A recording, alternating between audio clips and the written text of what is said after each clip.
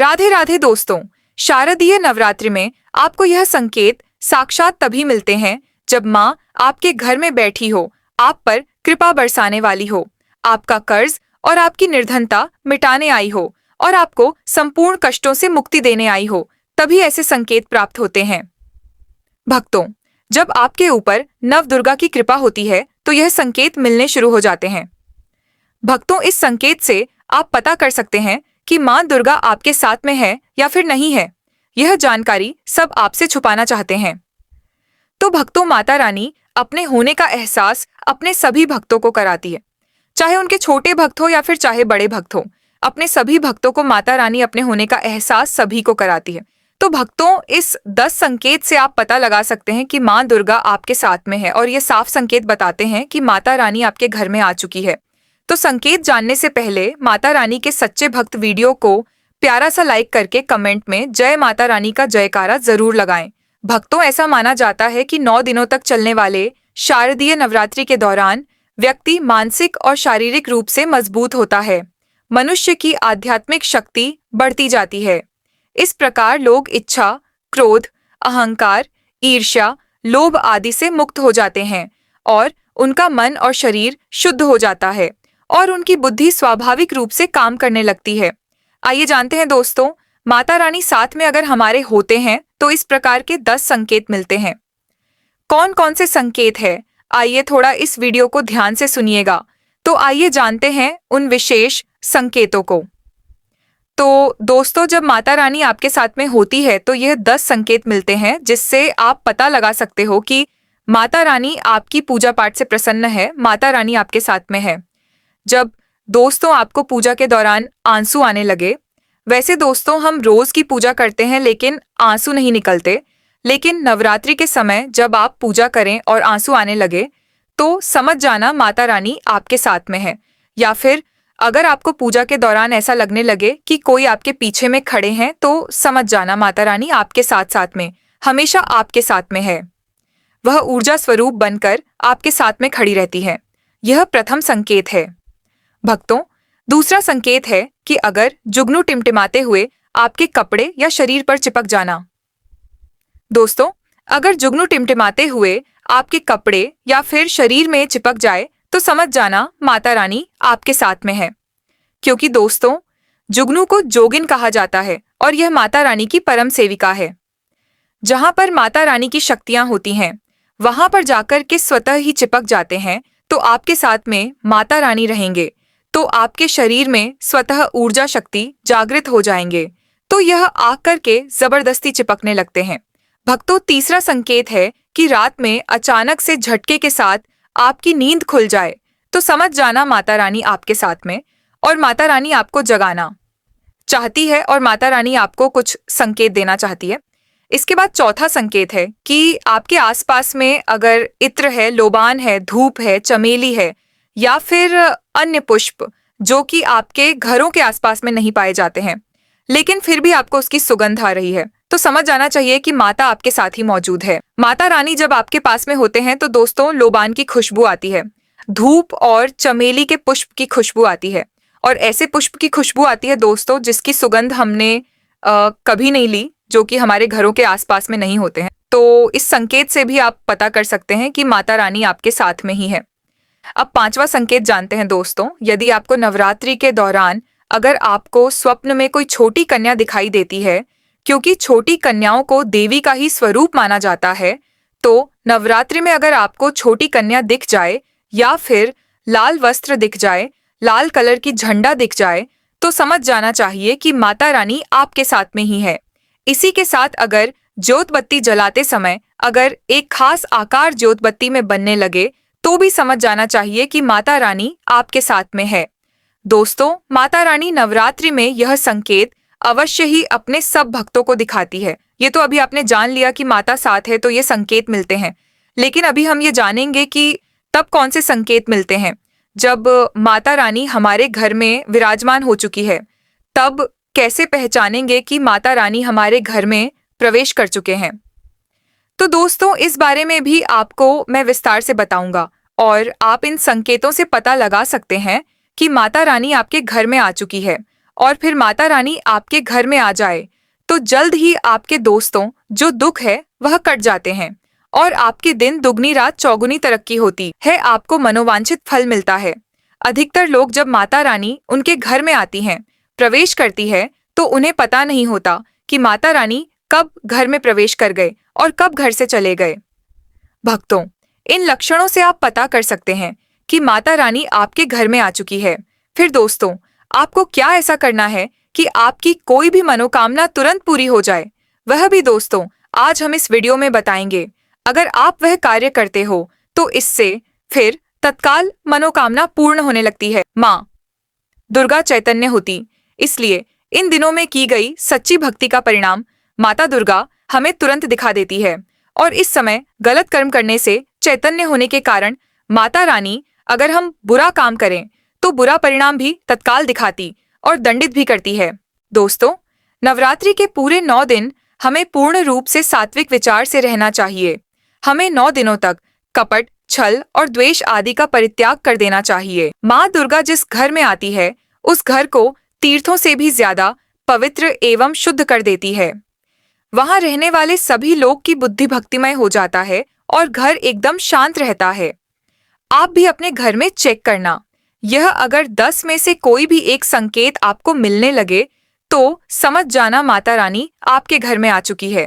कई बार माता रानी हमारे घर में ही प्रवेश करते हैं, विराजमान हो जाती है, लेकिन हम अपनी ही मूर्खता के कारण इसे पहचान नहीं पाते और माता रानी के लिए कुछ नहीं कर पाते।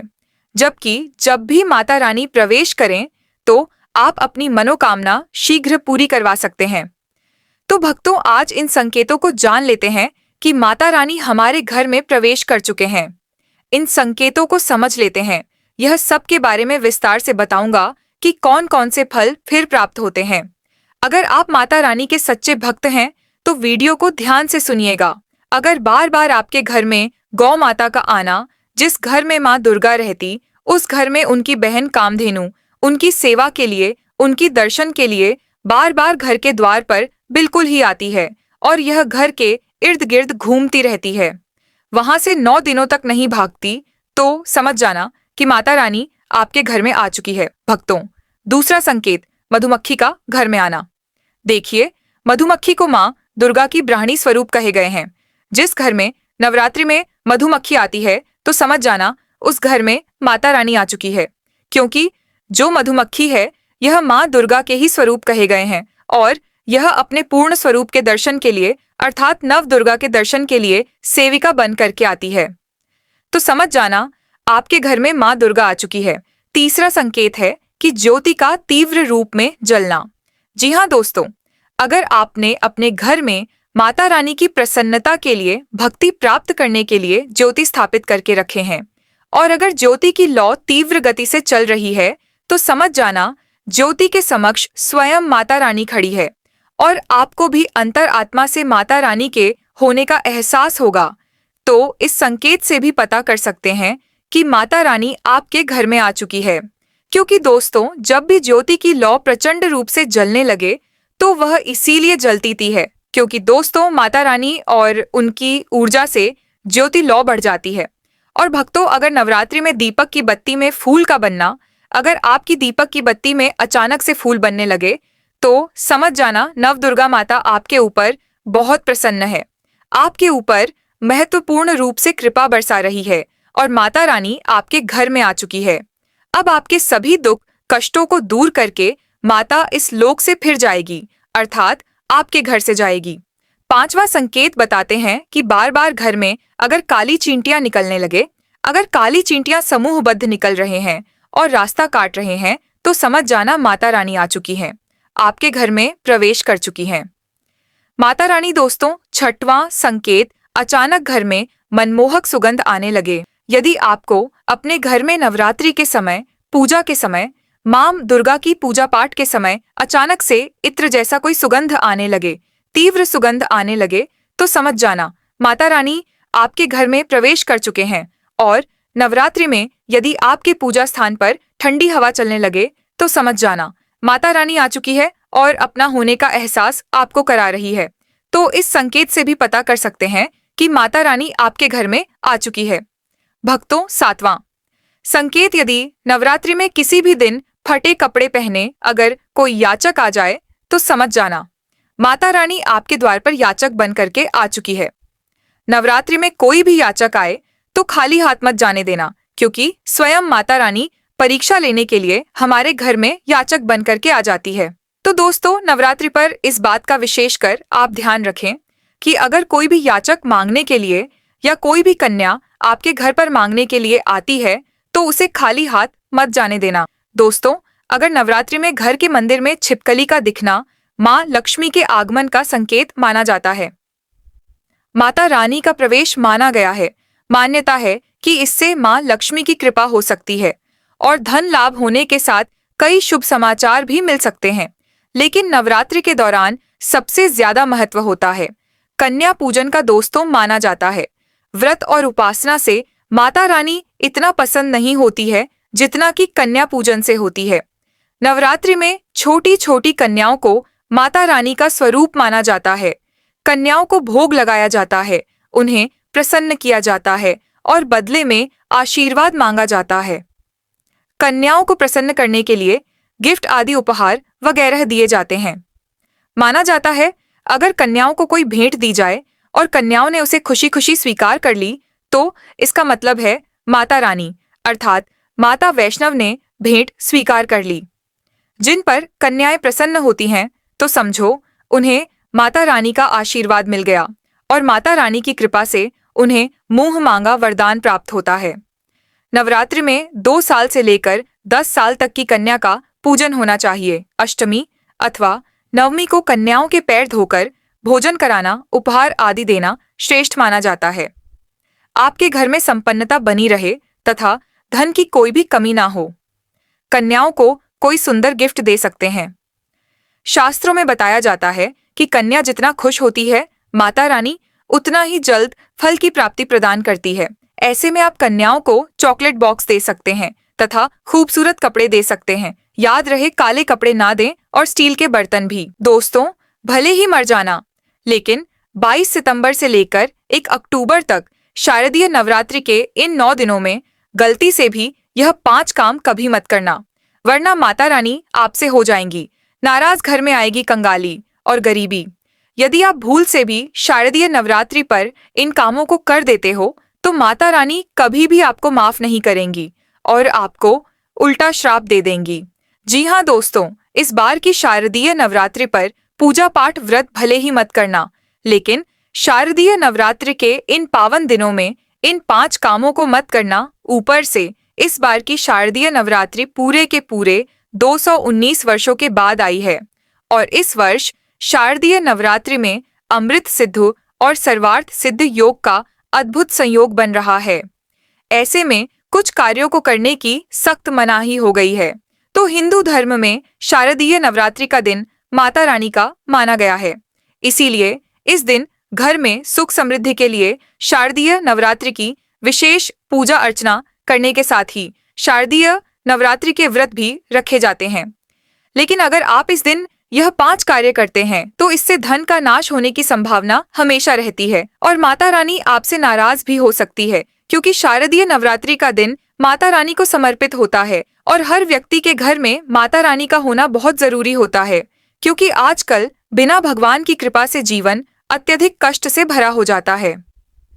हमारे धर्म शास्त्र में स्पष्ट लिखा हुआ है कि शारदीय नवरात्रि का दिन स्वयं माता रानी का दिन होता है। ऐसे में यदि कोई भी व्यक्ति गलती से भी मांस मदिरा का प्रयोग करता है तो व्यक्ति 7 जन्मों तक वंशहीन हो जाता है और ऐसे लोग आकस्मिक दुर्घटना के शिकार हो भी सकते हैं।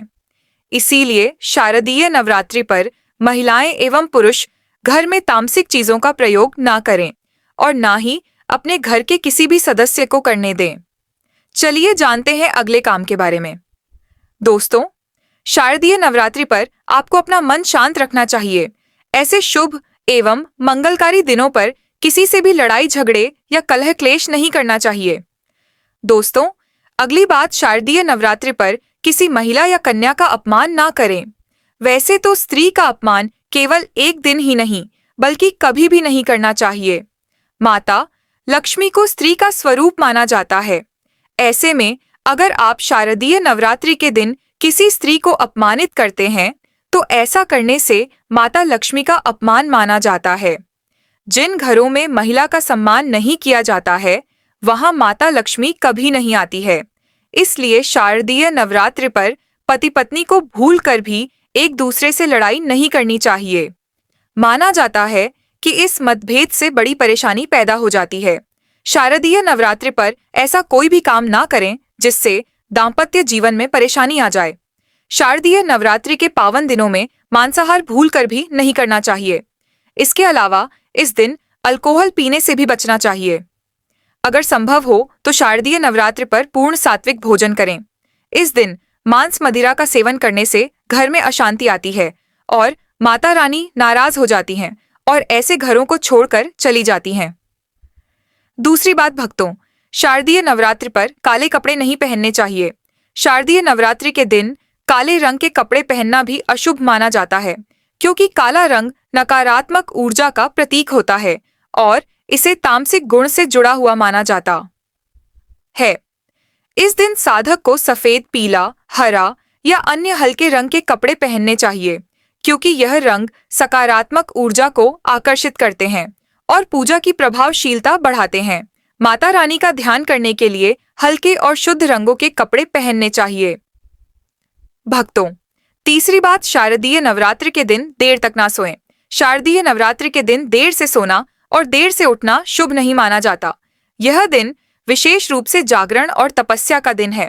इस दिन भक्तों को रात्रि को जागकर माता रानी की पूजा करनी चाहिए और अपने मन और शरीर को शुद्ध करना चाहिए। देर से सोने से शरीर में आलस्य आ सकता है और पूजा की सही विधि से ध्यान नहीं लग पाता। इसलिए इस दिन प्रातः जल्दी उठकर स्नान करके पूजा की शुरुआत करनी चाहिए। चौथी बात, भक्तों, शारदीय नवरात्रि पर बाल और नाखून काटने से बचें। शारदीय नवरात्रि पर बाल और नाखून काटना भी अशुभ माना जाता है। यह दिन पवित्रता और तपस्या का होता है और शरीर को अपवित्र करना इस दिन के उद्देश्य के विपरीत है। धर्मशास्त्र के अनुसार इस दिन शरीर के किसी भी अंग की सफाई या कटाई से बचना चाहिए। यह दिन ध्यान, साधना और माता रानी के प्रति निष्ठा का होता है, इसलिए इस दिन इन कार्यों से दूर रहना चाहिए। दोस्तों, गुरुजी कहते हैं कि नवरात्रि के दिन दान पुण्य करना अच्छा माना जाता है, लेकिन इस दिन कुछ चीजों का दान करना शुभ नहीं माना जाता।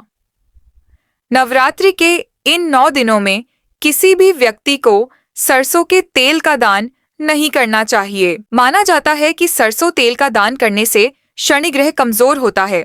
इससे आपके भौतिक सुख में कमी आती है और साथ ही लोहा या लोहे से निर्मित वस्तु भी किसी को नहीं देना चाहिए। दोस्तों, अगला तामसिक चीज जैसे कि प्याज, लहसुन का दान आपको इन दिनों भूलकर भी नहीं करना चाहिए। इससे आपकी कुंडली में माता, लक्ष्मी और शुक्र ग्रह का भाव कमजोर हो जाता है। वहीं नवरात्रि के दिनों में पति पत्नी को भूलकर भी एक दूसरे से लड़ाई नहीं करनी चाहिए। भक्तों, अगली गलती जो हमें शारदीय नवरात्रि के दिन भूलकर भी नहीं करनी चाहिए, वह है अपने घर के मुख्य द्वार पर जूते, चप्पल या झाड़ू रखना।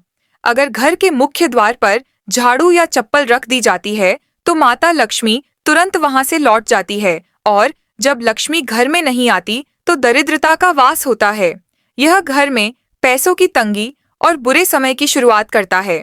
तो इस दिन ध्यान रखें कि अपने घर के मुख्य द्वार को साफ रखें और जूते चप्पल बाहर ना रखें। अब बात करते हैं नींबू और हरी मिर्च की। आपने अक्सर देखा होगा कि लोग अपने घर के मुख्य द्वार पर नींबू और हरी मिर्च टांगते हैं। इसका कारण यह है कि नींबू और हरी मिर्च दरिद्रता का आहार मानी जाती है। जब यह मुख्य द्वार पर ही मिल जाए तो दरिद्रता आपके घर में प्रवेश नहीं कर पाती। इसीलिए शारदीय नवरात्रि के दिन यह प्रथा विशेष रूप से की जाती है ताकि घर में दरिद्रता न आए। एक और बात जो बहुत लोग पूछते हैं वह यह है कि घर में लक्ष्मी क्यों नहीं आती। तो देखिए, घर में महिलाओं का सम्मान ना करने से लक्ष्मी का वास नहीं होता। अगर घर में महिलाएं और बुजुर्गों का अपमान किया जाता है तो वहां लक्ष्मी नहीं आती, क्योंकि महिलाएं खुद लक्ष्मी स्वरूप होती हैं। इसलिए शारदीय नवरात्रि के दिन और हमेशा महिलाओं का सम्मान करें।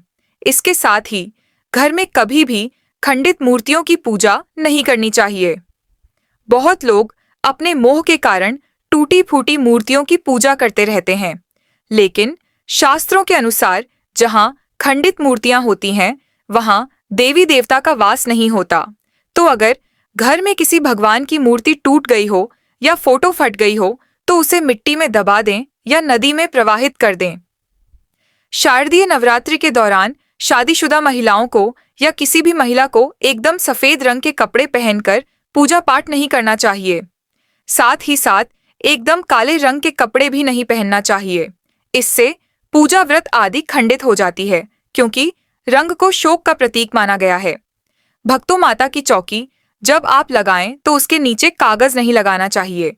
माता की चौकी हमेशा लाल कपड़ा बिछाकर ही बनाना चाहिए।